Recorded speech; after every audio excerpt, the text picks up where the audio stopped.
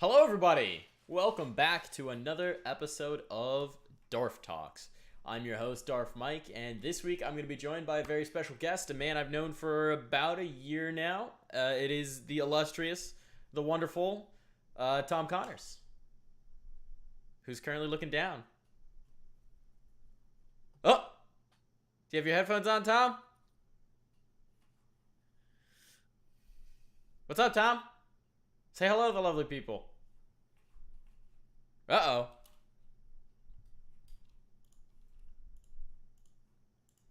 Hey, Tom, say hello to the lovely people. Hello. I just Hello, realized lovely what the issue people. is, folks. I had my push to talk on, and I had to turn it to voice activated. I'm sorry, folks. I'm producing this week. If you couldn't tell already, Griff is busy running a tournament for the PGA Tour, of all things.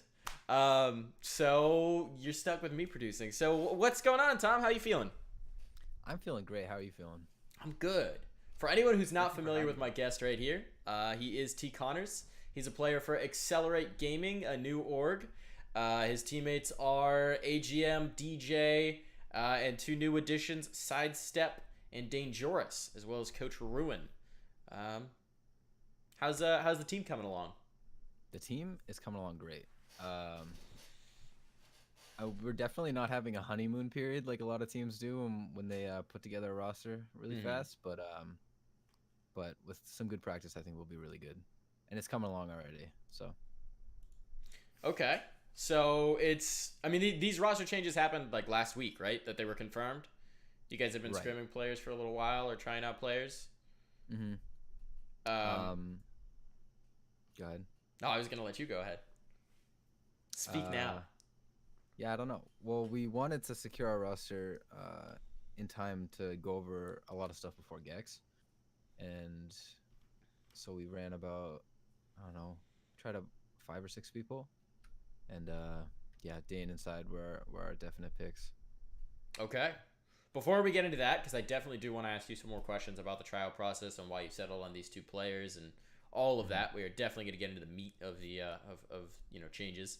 I just kind of want to delve into you a little bit as a player. I've known you for about a year now. I think I met you at Frag 11, which was about a year ago. Mhm. Um, a little bit of background on T. Connors, the man and the player. Your name, usually I ask players where they came up with their name. Yours is pretty self-explanatory. Yeah, it's pretty boring. Yeah, I used to have some names like an Xbox. I was like RTL Journey. Like I had this clan that was RTL or whatever, and my name was Journey. But I don't know. That never translated to PC. Journey's taken everywhere, and yeah, so I was boring. T Connors, it's easy. I think it looks okay, so that's what I went with. Apparently, I have your name wrong. Hang on one second. I've You got my spell it with cams an E. screwed up. No, I've got your cams. I've got you set as Balti Baby. I thought I had fixed Oh, this. Hold on, let me fix this real quick. Folks, this is elite production right here. Oh, I see what the issue is. I fixed it. It's all good now. You're proper. You're properly named. We I'm T wouldn't want Connors people now. confusing you for Balti Baby. I don't think that's possible. I just got to know from my producer from afar. So again, expert production here. All right. Hmm. Now all production kinks should be sorted out. We can get into the interrogation. Um, so when did you actually start playing CS? I was looking back at your ESEA profile and I saw a couple seasons of TF2 on there. Mm-hmm. So when I first came onto PC gaming, Mm-hmm. TF2 was my game, and that's where I kind of got into competitive too. Uh, into like the competitive aspect of things. Played TF2 for God, I don't know, not that long, maybe like a year or two. Competitively, probably less. I got to like gold in UGC, if Mm-hmm. anyone knows what that is, in Highlanders. In Highlander, I sucked at sixes, but that's what was the most competitive thing. I just didn't play it that much. Um, I played Dota for a long time, maybe 3 years, not competitively, just for fun. And then I think Counter Strike. I want to say I got it and started playing in like 2014 or 15. I think 14, Mm-hmm. but I didn't really play it that much. And then I think I started competitively playing. God, I mean, I could just look at my EC profile, but it was like early 2016, I want to say. I think it was Was season my 20. Yes, I think I played a few matches in season 19, but I don't think it was anything serious. Okay. Hmm. What was it about CS that sort of got its hooks into you? Um, I don't know. I'm a shooter for sure. I'm much prefer shooters to like, MOBAs or anything like that. Mm-hmm. Um, I don't know. It's not. I don't know. Something about it. Just like fragging, just like headshotting people, and then you get. It's just like a shooting game, right? And then eventually you get to a point where it's something way more than that. Like there's so much to it, so much to learn, Mm-hmm. and so you can just dive into it and like complete, like always be improving, and that's just a lot of fun. So Was there a point where you crossed that bridge from it just being fragging and just clicking on heads to it being, oh, there's a lot of depth here, where you were like, oh, okay, this game is like my thing, like Mhm. this is it. um, I don't know if the bridge crossed to where I was like, this is my thing, but where I wanted to see, I never went through that like mental process of like saying this is something I want to commit to until Mm-hmm. like a year or so ago. Before that, it was just like when I play games, I just want to get better, or how I play them is um like I don't just mindlessly play for fun.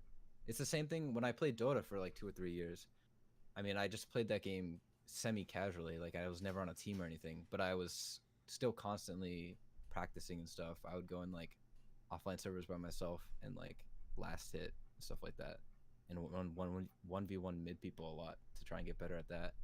And so it's just something that when I play a game, I always try and get better, like maybe subconsciously. But to answer your question, um, probably when I switched from matchmaking to ECA pugs Mm-hmm. and then like started playing open, that's when I was like, all right, this is a lot of fun. And then but I didn't take it super seriously until like, you know, a year, maybe a year and a half ago. So ESEA pugs, finding your way into that, was that something that, I mean, a lot of people have like a person who brought them in or a link that they found, or was it just really you were playing the game and you're like, I need to be better, like I want to be better, here's the path to improving, or here's the path to playing seriously? Um, you know, the change from matchmaking to ESCA, I honestly don't remember at Mm-hmm. all. It was just like I'm sure I was just playing with my friends and it was like, hey, 120 tick is better. You should just play this. And then you start playing that and then like, wow, this is so much better. Not just the 128 tick, but like the atmosphere, like the no team damage. I don't know. It's Mm-hmm. completely different. So Okay. When you first started playing League CS, when you started playing the rounds of Open, did you see yourself getting to the point you're at now, where you're in MDL, you're a competitive team in MDL, you've been in MDL for 3 seasons now, 4 seasons? since This would season be 26, so. This would be so this your upcoming will be third or my fourth. fourth. Yeah, fourth. Yeah. When I was in open, I didn't really think like I never had that. Like I said, I never really thought that far ahead. Like I was Mm-hmm. just playing to play and because it was fun. Um, I guess when around the time I met you was when I was like, okay, maybe I can go somewhere with this, because that was when we were still on LOL, yeah, at that Fragadelphia 11, and we did Mm-hmm. pretty well. And then it wasn't really me thinking about it. It was just a ton of people saying, hey, like I can get you a tryout here, or I've been putting in good word for you for like tryouts for MDL teams, and I'm like, oh, okay, well maybe I can do something with this. Um, so yeah, I guess it was around that time. Was going to a land of that size, of with that many teams, with teams that were professional teams, was that a bit of an eye-opening experience for you?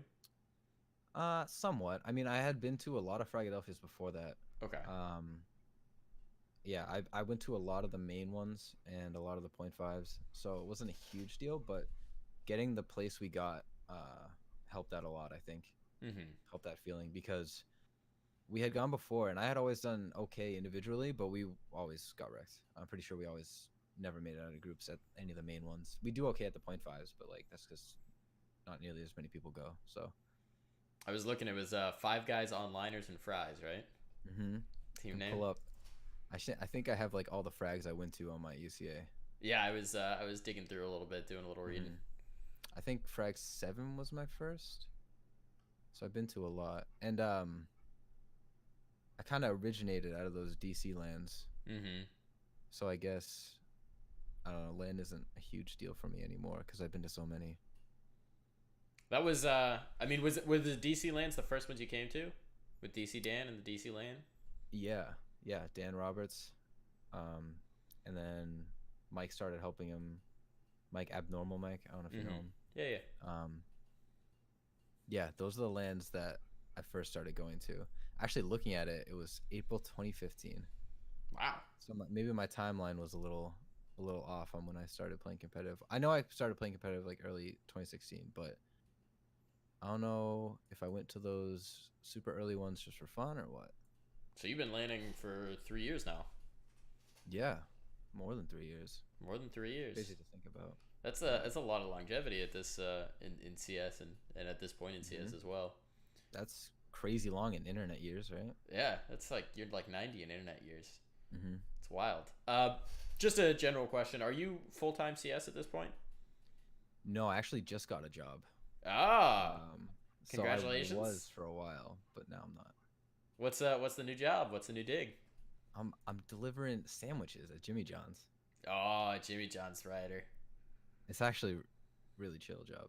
I like it a lot so far. I So, had some friends who were Jimmy John's riders. They said the tips took interesting forms. I have not experienced that yet, but we will see. How long you been working there? Like 3 days. Okay, Yeah. it'll Yeah, happen. not long at all. Yeah, I'll Think fill you in when it does. Yeah, tell us the stories. Come back and tell us Hmm. the stories. How do you have like a particular vision for your future in CS, or for how long you want to, you know, make this happen, or how far you want to take it, or is it sort of a let's see how far I can go, how much I can achieve kind of thing? Um, I'm not really sure. Like I said before, it's one of those things where I don't think super far ahead, Mm-hmm. and I just do it because I like it. Um, Now that I'm here, I've thought about it a little bit, just because like the time investment is so much when you're at this level, or even the levels right below it. Mm-hmm. Um, so yeah, it's something I've thought about, and I don't know if I have an answer. A lot of people, a lot of like MDL players will quit, and then they'll just come back like a month later. They'll quit, and they'll be like, "Okay, I have a ton of free time now," and then eventually they'll miss it and they'll come back.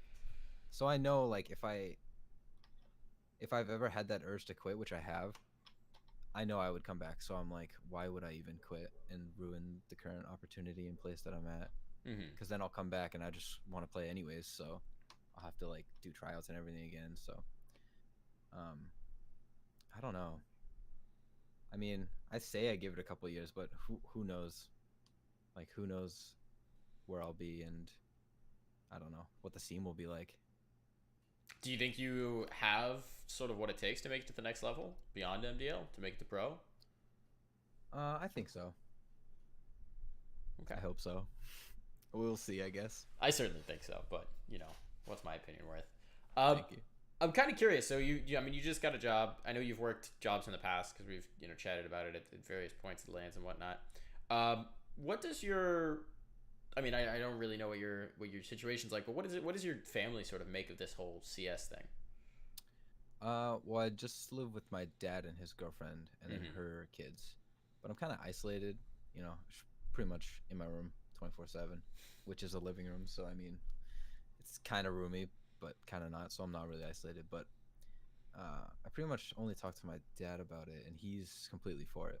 Like, just any decision I want to make about how I want to run my life, how I want to go to school, if I don't want to go to school, if I want to work, if I don't want to work, Mm-hmm.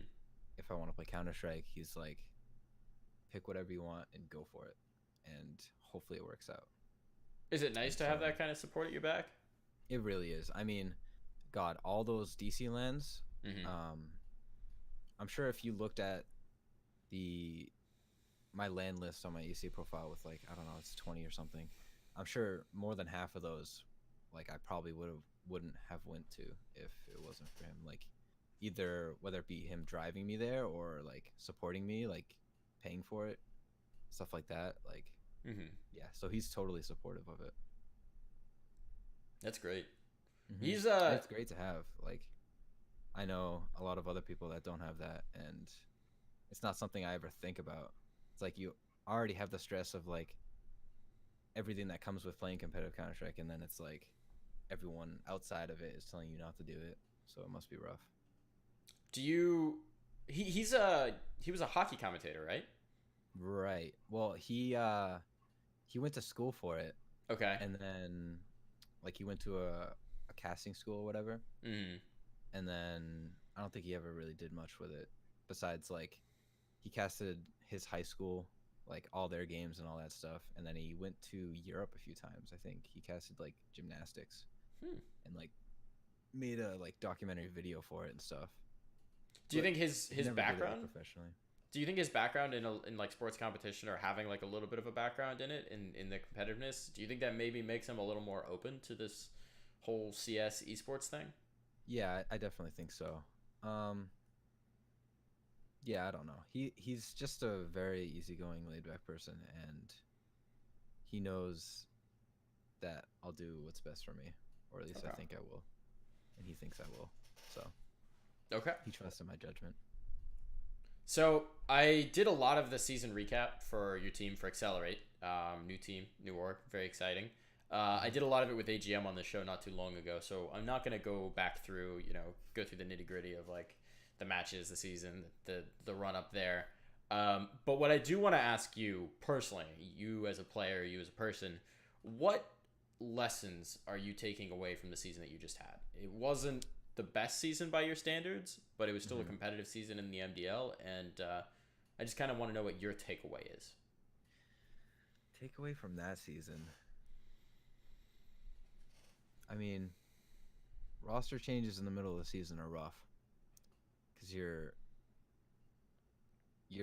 running tryouts. You're like trying to run tryouts and then trying to like pick someone up before your next matches, or you're playing with like stand-ins, or you're playing with people who aren't necessarily like super good. I don't know. It's running that whole trial process mid-season is awful, Mm-hmm. and it's not something I want to do at all.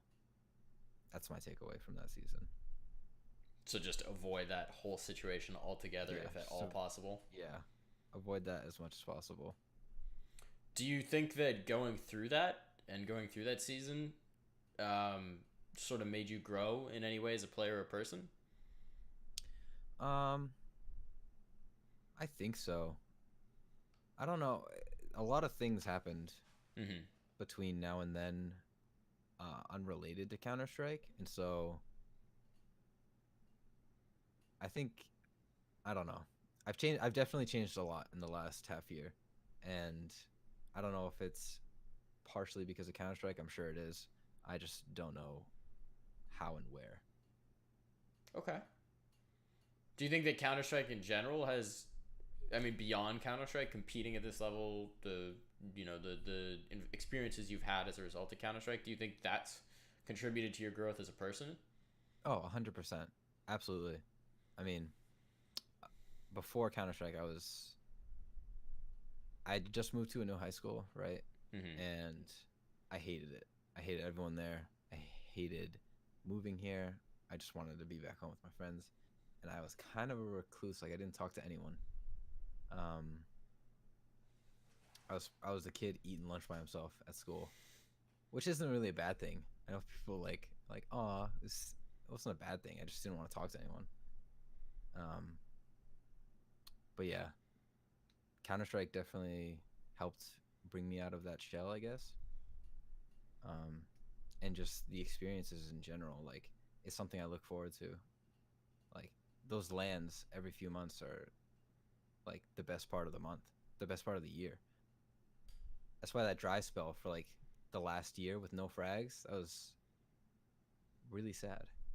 Like I wish there were way more lands happening, I feel but yeah, that. Counter Strike's been great for me. I definitely feel that with the lands as the highlights.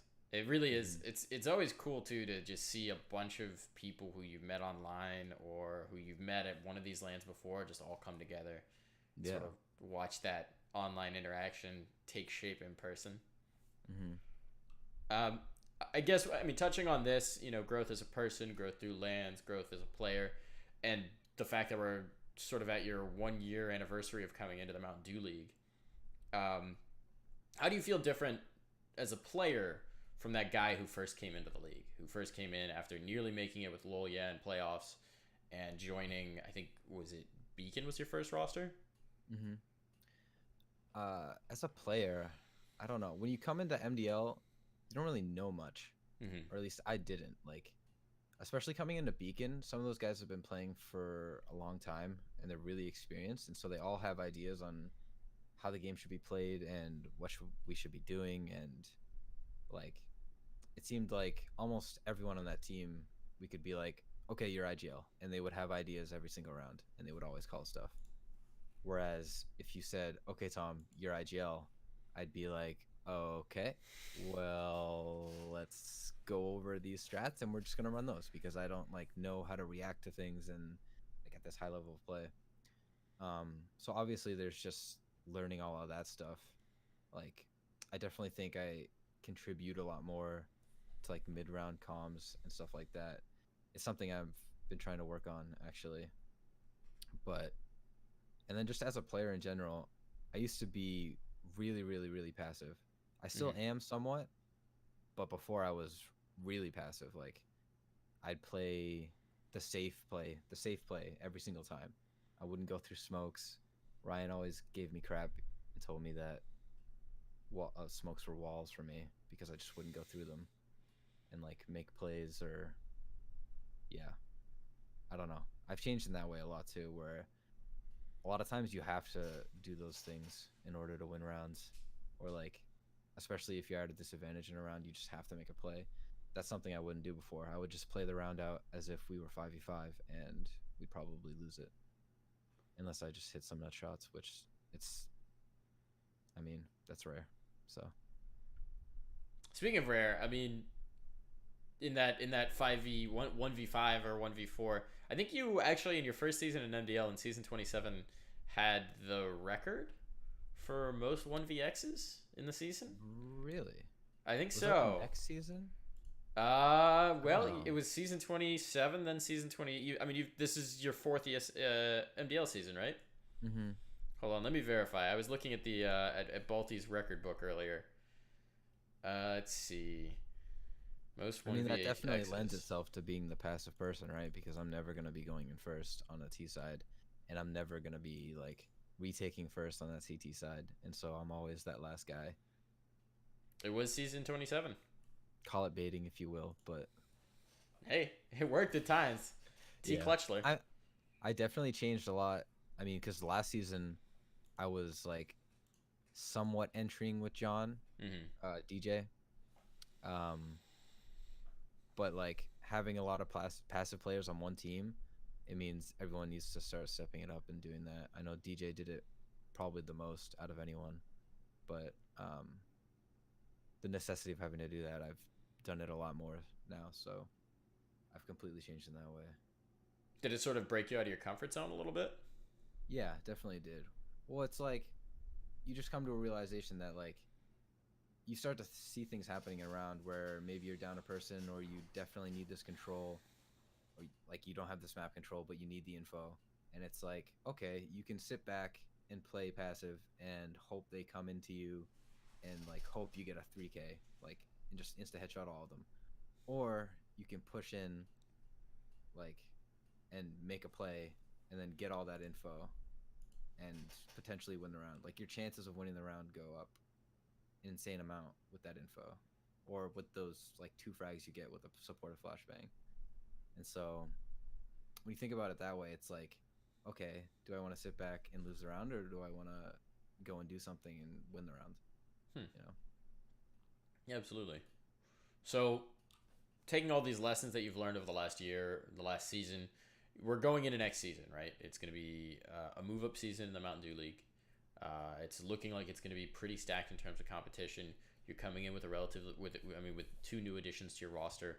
What are your expectations going into this season for the team? I'm feeling great about this roster. I'm sure you saw my tweet about it, that I was really pumped. Um, yeah, I don't know. I think this team has a lot of potential, and with enough practice, I'm just super excited about this season in particular because we brought in Corey, Coach Ruin, um, and he's been a massive help. And I think now that our roles are all set, we brought in Dane inside as that entry duo, and then you have DJ behind them as IGL, kind of running around with that pack, like telling them what to do, and then you have me either as that lurk or as like the fourth man in the pack, and then you have Mike opping of more of like a supportive op. And so I just think with everyone in their roles how they should be, and with enough practice, we can be really, really good. We talking playoffs? We talking more than Yeah, playoffs? Of course, we're talking playoffs for sure. Of course, guaranteed, 100%. Yeah, I'll say it, 100%. All right. You can clip this and then only get to me when we don't make playoffs, but I'll say it now, 100%. Tom Connors guarantee, folks. Tom Connors guarantee right there. Okay, but further than playoffs is what you're feeling. LAN? I hope so. Okay. What about for yourself as a player? I mean, you're going to be playing. You said you were forced into a bit more of an aggressive role last season, just by necessity. You're going to be playing a bit more of a lurk, solo player. And are you excited to be able to play what seems to be a bit more of your natural position, if you will? Yeah, I mean that's pretty much what I played all the way up until I don't know, maybe like 2 seasons ago when I joined Iceberg, or when we started making all those roster changes with Iceberg when we dropped Crux, and then eventually we had dropped Alter and Hades. It seemed like I wasn't in that role as much. I don't know. My memory is awful, by the way, so anything I say could possibly be false when it comes to previous seasons. It's good to just get that out there. Any of my teammates could tell you my memory is awful when it comes to that kind of stuff. Caveat right there. I'm just covering my bases right now. It's important, put a little asterisk there. It's like the legal disclaimer. None of these statements should be taken as the word of law. Tom Connors reserves all right to disavow anything and everything he says. Okay. I want to dive in a little bit more into the additions, Sidestep and Dangerous. Initially, you guys were scrimming with Sidestep and Calm, who were both off of that Vikings roster. I guess my question is two-part. First, what initially attracted you to these players? And then what was it about Sidestep and Dangerous that made you all decide, like, this is who we're going with? Well, Sidestep and Calm had great MDL seasons last season. I think they were both pretty high in stats, and it seemed like when their team won rounds, it was because they won the round. You know what I mean? Like, they got that opening kill, or they got that 2 or 3K or 4K,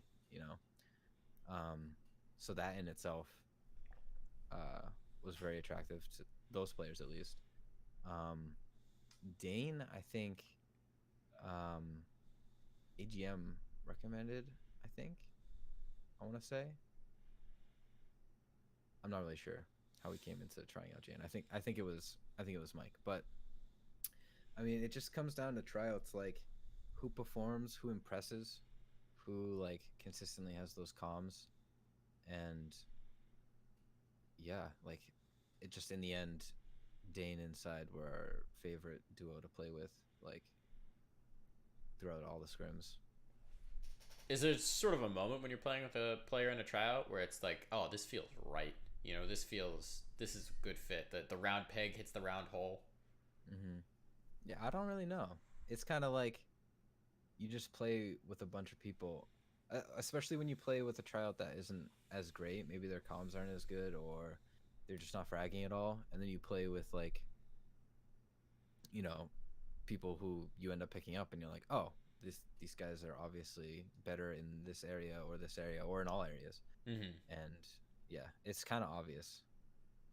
Just sort of when it's right, it's right. Yeah, pretty much. Okay.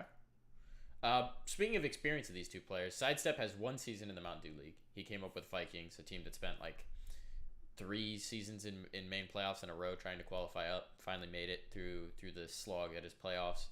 got into the MDL, had a pretty good season in the MDL, like you said, very impactful player in his own right.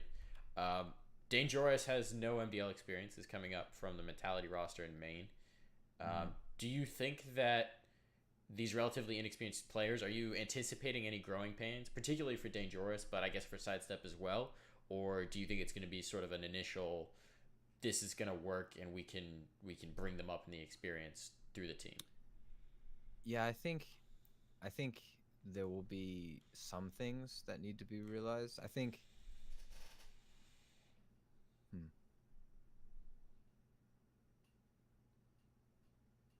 I don't know. I think we can, especially with Corey, we can speed up or expedite a lot of that learning process that maybe I didn't have when I first came into MDL.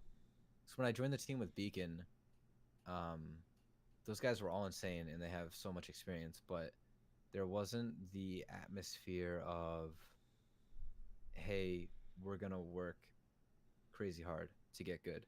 Mm-hmm. And that doesn't mean just scrimming 4 hours a night or 5 hours a night, because that won't necessarily do it. I mean, that's what I was doing for a long time. Whereas here with this season, with this roster, we're like, okay, we want to actually put in some work, like offline work, demo work. We have a Google Drive just set up. So Corey's going to hand out demos and tell people to watch them basically. And then everyone should be doing demo stuff on their own. Um, and especially with like Corey and Mike and DJ on the team, they're all crazy experienced. Them giving their input into Dane inside is hugely helpful, because I feel like I didn't have that as much when I came in.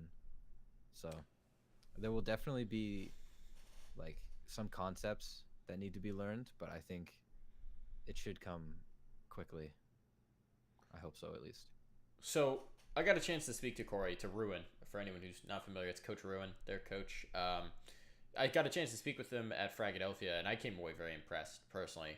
Um, I mean, you seem to be clearly very impressed with him as well as a coach. What do you think it is that he brings to the team specifically that's going to help you guys succeed? Well, it's I did watch your interview with Corey, and he did say that he was more of like a player's coach, Mm-hmm. less of like a here's all these strats we're gonna do coach. But I mean, he's both in my eyes so far. Um, I think Corey just brings in a lot of that. What I was just talking about was that ethic and like what we need to do to actually be better. Mm-hmm. I think he brings a lot of that to the table and a lot of that inspiration to the table to actually do it. And so, we've changed our practice schedule. It's kind of iffy at the moment, but we've been doing, you know, a lot more offlining. A lot of times we've been doing like 2 scrims on a map, take an hour break, go over what we've been doing, and then have another scrim on that map, and then try and work on what we thought went wrong in those first 2 scrims. It hasn't been really working out so far because of scheduling, and a lot of teams don't play at 11. It's been hard to find scrims, but like that's the idea. That's the idea we've been trying to implement, and it like obviously immediately shows when you go over that kind of stuff. I want to talk about another relationship on the team, and it's specifically the relationship between you and AGM. You guys Mm-hmm. have been playing together for a while now. Originally, Mike as your coach. He came on at the tail end. Did he come on the tail end of Beacon, or was it I think Iceberg he came on to it was Beacon, but I don't think it was the tail end. I think he came on somewhat early. I think early into not Beacon? too long after me. I've definitely I don't talked know. about this with him and just forgotten it. Speaking of Yeah, bad memories. and you're talking to me. I don't remember any of that stuff, timelines, any of that. Like people always like, oh, you remember when I played you last year in this LAN and you were on boiler and you headshotted me here, and then like, but this happened. And I'm like, no, don't remember any of that. I'm sorry. Not even a I little just bit. don't remember stuff like that. Yeah. Okay, but you guys have been working together for a while now. Originally with him in the coaching role, Mm-hmm. and now him having stepped into the server and now full time as a player. Uh, talk to me about that bond that you have with Mike that's kept you guys playing together so long now. The bond I have with Mike. Well, me and Mike met around the same time me and you met. It Okay. was Frag 11. I don't think we'd ever talked to each other ever. I forget My who was on the memory from couch. Mike at that LAN is just him shouting "I appreciate you" at people. I don't remember that. I don't think I witnessed that. But it was you know how they had all the couches out front. Yeah. I forget who was on the couch. It was maybe Jimmy and like Jen or something. And so the couch was pretty much full already. And I just came over and plopped myself down right next to like Jimmy and Mike. And then we've been friends since. That's Also, a I good took way a to make picture of friends. him without him knowing. Yeah. Like in the first 10 minutes of us meeting. But yeah, and then Nice. we've just stuck together since then. And AGM I'm comments. really I was excited that very he's drunk. playing now. Yeah, probably. That's Or he's his probably takeaway. referencing him yelling. 'Cause he talks a lot when he's drunk. Likes to talk when he's drunk. Classic. Okay, but like, and then so then that's you as friends. But what is it about each other as players, as coaches, I guess as Counter Strike players or individuals that kept you guys together through multiple rosters, through multiple seasons? We both own. That's all there is to say about that, I guess. I don't know. We're already really good friends, and we're like, it's not like we're a bad fit together on a team either. So it's like, kind of, why not? You know what I mean? Okay. It's like I probably would have stayed together with Gage too, Infinite. Mm-hmm. When I was first trying out for those teams, we wanted to come in to MDL as a combo. Like that was our best case scenario. Is like, okay, we both get all these tryouts, but there's this one team that needs two people, and they pick us both up. Like that was our best case scenario. It didn't end up working out that way, and so we kind of split up and then just never got back together. But that's something I would have liked to continue as well. And yeah, I guess that's kind of what happened with me and Mike. Okay. One thing I want to talk about too, and we've already kind of touched on it. In my interview with AGM, one of the things he said was a priority in picking up new players. This was right after you guys had made the cuts and you were, looking for new players, was to facilitate the team getting back towards their more natural roles, to allow DJ to play his sort of later round role, to allow you to play more independently, to let AGM get onto the op GM, and just to generally put people in more comfortable roles as opposed to roles of necessity. Yeah. You've already talked on it a little bit about putting the new teammates in the entry duo. Yeah. Do you think that's going to let the rest of you really facilitate your own styles of play? Yeah, I definitely think so. I mean, just me being in that, how I naturally play. Like, Beacon was, I mean, I came into Beacon and I didn't have any of that experience or any of that knowledge, and I just played my own game, and I still did pretty well for that season considering. And we didn't really have a lot of offlining or shots or anything on that team. And so I'm happy to be back in that spot instead of, me and DJ running in like chickens with their heads cut off. Because that's just not how I aim in particular. Like, I'm not a crazy, like, flick around fast aimer. I mean, I do flick around. My aim is very flicky, but it's not like fast, I guess. I've seen you with the I don't- deagle. I've seen you with the deagle. I don't feel comfortable like running in and checking two angles at once. Or Okay. whatever. I'm much better like if the people are just in front of me. If that makes sense. I mean, everybody is, but I get what you're getting at in a bit more Some of a people just situation where you have excel more. information as opposed to blind in. yeah, exactly. That's why I like clutching so much. Is because if I was that last guy and I knew where this guy was and someone else was, then I was like, okay, then I can go here or whatever, Sure, that makes sense. Do you think that this team is? I mean, it's going to facilitate that play style, right? Yeah, I hope so. I mean, time will tell. Time will We've tell. been playing with like, it's been a week or 2 weeks, I think, with this roster. A week? You've played a couple of qualies. Yeah. One, I take it the Mirage is now the perma qualifier ban. Yeah. I saw DJ's tweet. We've been doing a lot of Mirage stuff to try and make that not a thing anymore. Gotcha. So we will see. So next week, wow, it's already gonna be next week. That's crazy. It's gonna be GexCon. It's coming up in a week. Speaking of lands and speaking of how much fun lands are, you guys are gonna be traveling to GexCon. You're bringing the full five, right? Yep, full five. Full Four five. included. Oof, new additions. It's gonna be Full great. Full six. There we go. So you're headed to GexCon. It's the Dulles Convention Center. This is going to be outside of DC. It's the Nerd Street Gamers Eastern Conference Championship DC stop, $10,000 prize pool. I just had to get the plug in there. That's my caster in there. Yep. I had to get it in there. But this is exciting for you because I mean it's a land right in your backyard. I've been to the. I went to the 2 previous GexCons. I don't know if they had them before then. I saw you at the last one. Right. I don't know if they had them before 2016. I'm not sure. Yeah, I don't know. But yeah, I've always loved GexCon. I think I came in 3rd both times. So I'm trying to break that pattern. Trying to break that streak. How are you feeling coming into the event? Worse. You got the shiny new team. You got the new additions. Is this kind of like the chance to show off this new roster, to flaunt a bit? I mean a little bit.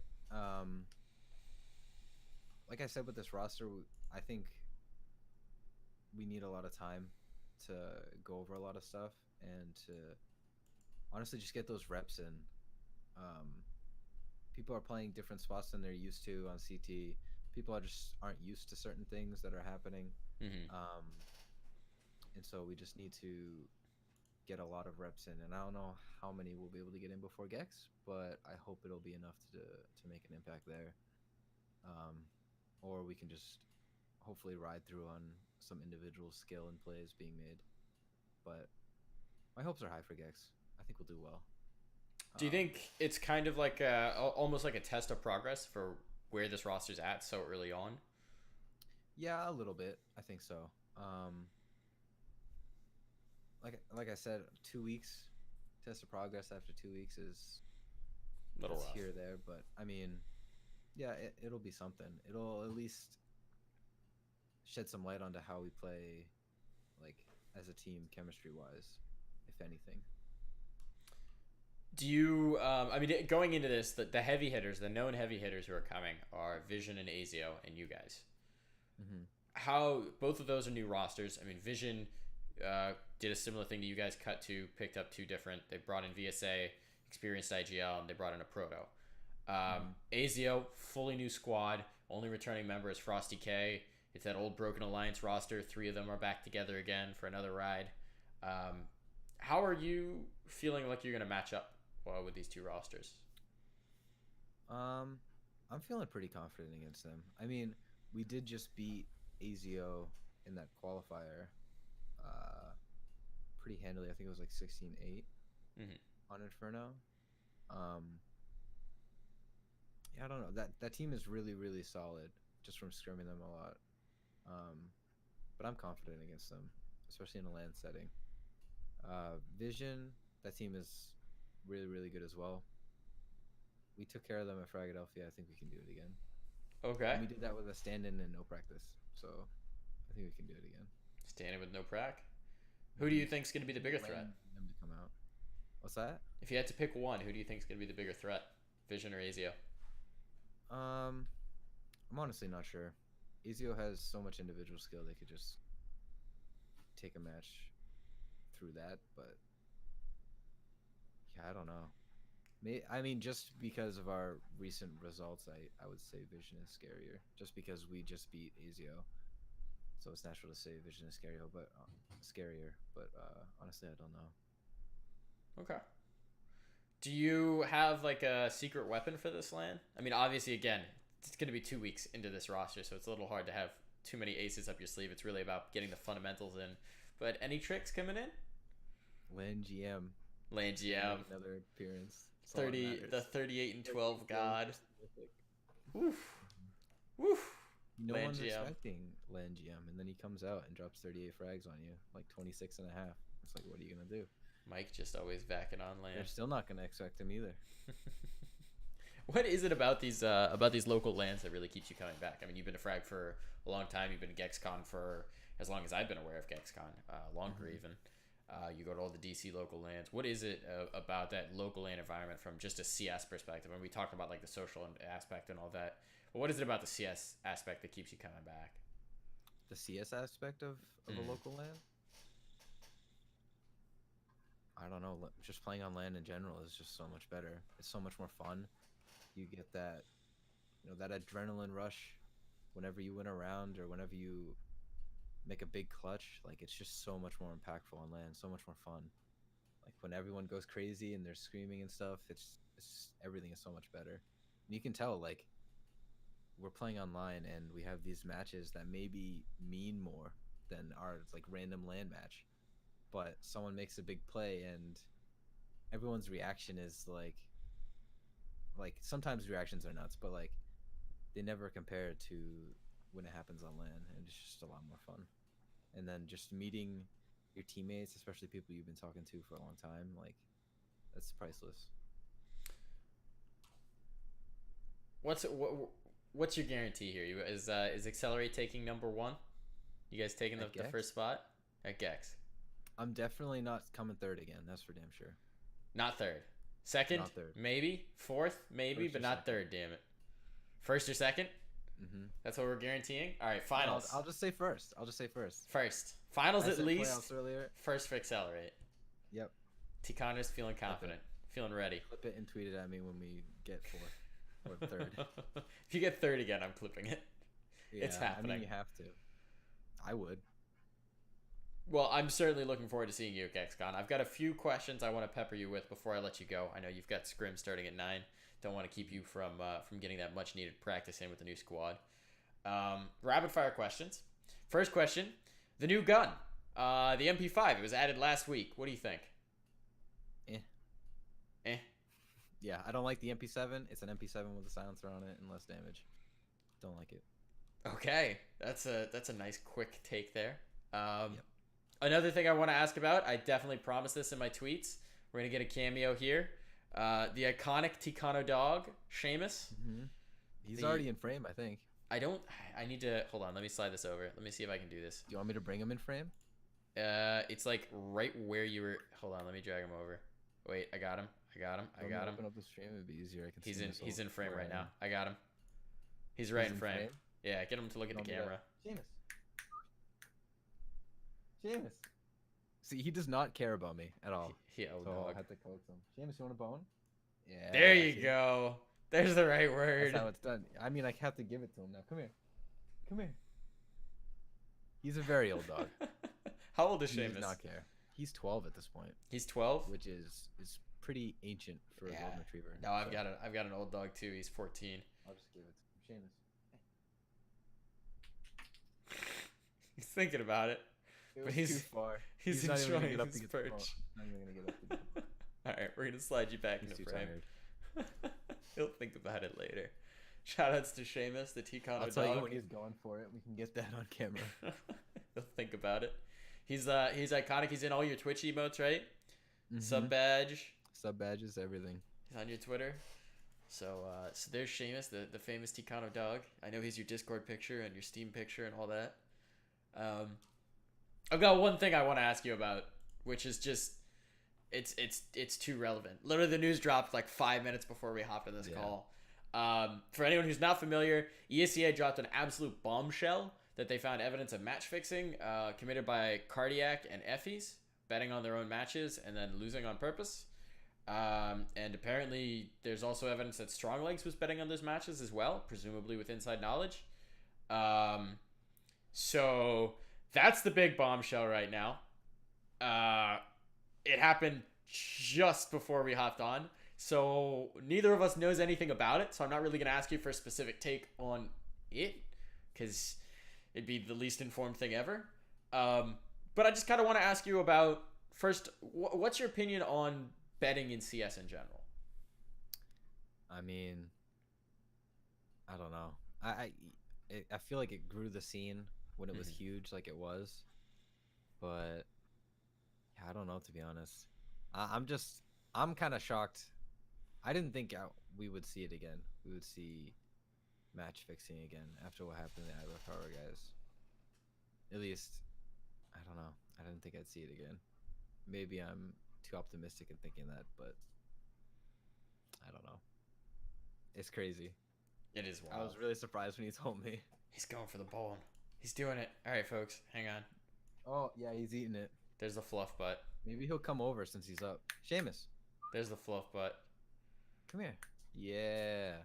Oh no, he was walking away. Never mind. Little cameo there. Little cameo. He does what he wants at this point. A little bit of fluff. I feel that. My dog's the exact same way. Every walk is like a negotiation. Yeah. I can no longer tell him what to do. But okay, so that's betting in general, and then match fixing. I mean, there was the example of teams throwing for better seeding last year. They just got unbanned. You've got obviously the iBuy Power guys who are now unbanned for ESEA, still banned with Valve, and now you have Effie's and Cardiac, both getting the ban. Yeah, I don't know. Thoughts? It's the match fixing for the what was it to get better seeds? Mm-hmm. I feel like that's completely different. I mean, you're still doing it for personal gain, but I feel like I don't know, the lines are blurred between like when are you throwing and when are you just playing stupid and like not trying. I don't know. Okay. But to throw to make money, I don't know. That's rough. That's a rough one. That's a rough one. Yeah. Not a fan. That's a big oof. Big oof. Big oof. I mean, I can understand why people do it, but the risk is too much. I mean, they get a year ESEA ban, which we were talking about earlier. A year that's like 1,000 internet years. Yeah. And then on top of that, I mean, I have no idea if Seamus. Valve would like, yeah. Seamus no doesn't idea like if it. Valve would like step in because they're not like pro players or whatever, but I imagine if they ever got to the point where they were at tournaments that Valve pays attention to, they might take notice in it. mm-hmm. But yeah, I think so too. It's certainly It's kind of saying like, I don't know. To me, it says those players decided, okay, I'm never gonna be a pro, so let's just throw these games to get some money. mm-hmm. That's what it seems like to me. Like if you're gonna throw games, you just have to assume that you're gonna be found out. It's like gambling. Like when you gamble, you just have to assume that you're gonna lose. I don't know. Sage words So from Tconnors. It just tells me that they already accepted that they're like don't want to go crazy far. Maybe I'm wrong in assuming that. Mm-hmm. But if I am, then like, why did you match fix? That's stupid. If you have any ambition to keep playing Counter-Strike and try and go far, like, why would you do that? It makes no sense. So sage words from Tconnors here. A little input from Seamus there. He's not a fan of the match fixing. No. Good to get his opinion. I want to thank you so much for joining us. I'm looking forward to seeing you and the whole roster at GexCon. It's in a week. Folks, if you're not going to be able to be there, check out the stream. You'll be able to watch Tconnors own and Lane GM ride again. Once again, thank you so much for joining us here. It's been an enlightening conversation. Yeah, thank you for having me. Absolutely. Anytime. We will be watching the next season and your career and this team with interest, of course. And folks, if you enjoyed everything he's been putting down here, if you enjoyed Seamus and his occasional barks, go ahead and give him a follow on Twitter at TConnorsCS. Follow him on Twitch. What's your Twitch? It's just Tconnors. Just Tconnors. Okay. At Tconnors, you can get that sick Tcano dog emote.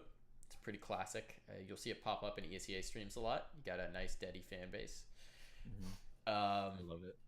It's a great emote. It really is. I aspire to have you that good one day. I'm sorry, everybody. I've just So- been doing other things. Apologies to the stream community. He's in frame. Seamus sliding in. Look up. Wait, let me slide him in. He's looking away. He's not looking. He doesn't care. Well, thank you for joining us. We're going to go ahead and say goodnight, get you to your scrims just on time. I made it just in time. Thank you so much for joining us, ladies and gentlemen. We'll see you next week. If you're available this weekend or this following weekend, you should be watching the GexCon stream. If you're in the DC area, come on out to GexCon. It's at the Dulwich Convention Center. It's going to be the Nerd Street Gamers 10K tournament. It's going to be an absolute great tournament. It's going to be a ton of fun. See Tconnors in action. See everything in action. That's going to be it for me this week. I will be back next Thursday at 8 p.m. where it'll be the same time, same place, different person. I do have a little bit of an inkling. Pretty sure it's going to be Bibby. Bibby was originally supposed to be slotted into this time slot, but he had some internet issues. So pretty sure next week's going to be Bibby. We'll be airing that interview. So check it out to get the inside scoop on another roster that will be at GexCon. But again, tune in next week, 8 p.m. Eastern Standard Time, Thursdays. Tune into Drop Room at 6 p.m. Eastern Standard Time on Mondays, and you'll get all the CS action. Thank you and good night.